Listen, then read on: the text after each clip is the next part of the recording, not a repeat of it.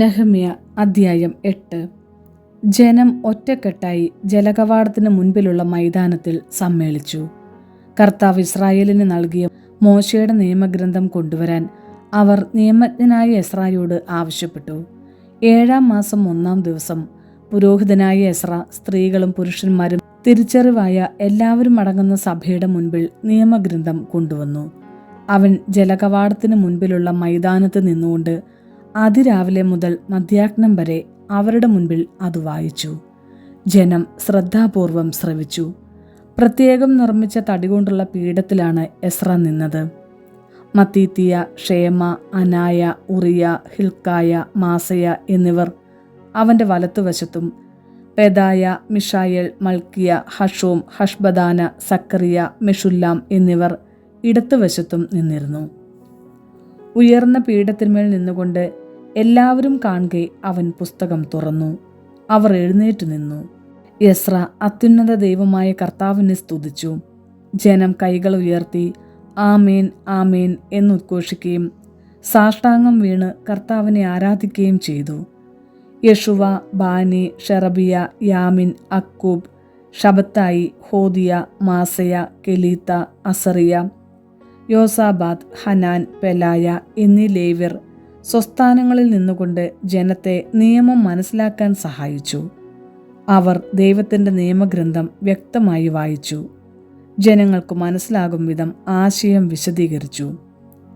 നിയമം വായിച്ചു കേട്ടു ജനം കരഞ്ഞു. അപ്പോൾ ദേശാധിപനായ നെഹമ്യായും പുരോഹിതനും നിയമജ്ഞനായ എസ്രായും ജനത്തെ പഠിപ്പിച്ച ലേവ്യരും അവരോട് പറഞ്ഞു, നിങ്ങളുടെ ദൈവമായ കർത്താവിന് ഈ ദിവസം വിശുദ്ധമാണ്. അതിനാൽ ദുഃഖിക്കുകയോ കരയുകയോ അരുത്. അനന്തരം അവൻ അവരോട് പറഞ്ഞു, നിങ്ങൾ പോയി വിഭവസമൃദ്ധമായ ഭക്ഷണവും മധുര വീഞ്ഞും കഴിക്കുക. ആഹാരമില്ലാത്തവന് ഓഹരി കൊടുത്തയക്കുകയും ചെയ്യുക. ഈ ദിവസം കർത്താവിന് വിശുദ്ധമാണ്. നിങ്ങൾ വിലപിക്കരുത്. അവിടുത്തെ സന്തോഷമാണ് നിങ്ങളുടെ ബലം. നിശബ്ദരായിരിക്കുവിൻ. ഈ ദിവസം വിശുദ്ധമാണ്. വിലാപം അരുത് എന്ന് പറഞ്ഞ് ലേവ്യർ ജനത്തെ ശാന്തരാക്കി. കാര്യം ഗ്രഹിച്ച് എല്ലാവരും ഭക്ഷണപാനീയങ്ങൾ കഴിക്കാനും ഓഹരികൾ എത്തിച്ചു കൊടുക്കാനും ആഹ്ലാദിക്കാനും വേണ്ടി പിരിഞ്ഞുപോയി.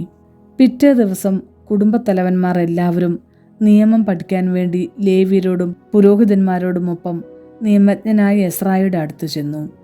7-ാം മാസത്തിലെ ഉത്സവത്തിന് ഇസ്രായേലിയർ കൂടാരങ്ങളിൽ വസിക്കണമെന്നും കുന്നുകളിൽ ചെന്ന് ഒലിവ്, കാട്ടൊലിവ്, കൊളുന്ത്, ഈന്തപ്പന എന്നിവയുടെ ശാഖകൾ കൊണ്ടുവന്ന് എഴുതപ്പെട്ടിരിക്കുന്നത് പോലെ കൂടാരങ്ങൾ നിർമ്മിക്കുക എന്ന് തങ്ങളുടെ പട്ടണങ്ങളിലും ജെറുസലേമിലും പ്രഘോഷിച്ചറിയിക്കണമെന്നും കർത്താവ് മോശ വഴി നൽകിയ നിയമത്തിൽ എഴുതിയിരിക്കുന്നത് അവർ കണ്ടു.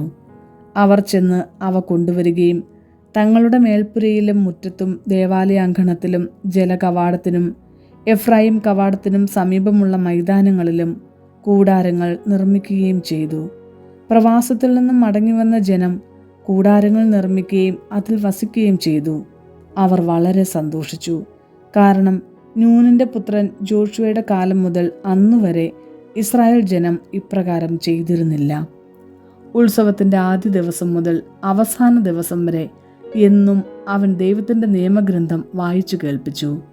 7 ദിവസം അവർ തിരുനാൾ ആഘോഷിച്ചു. നിയമം അനുസരിച്ച് 8-ാം ദിവസം ഒരു മഹാസമ്മേളനവും ഉണ്ടായിരുന്നു.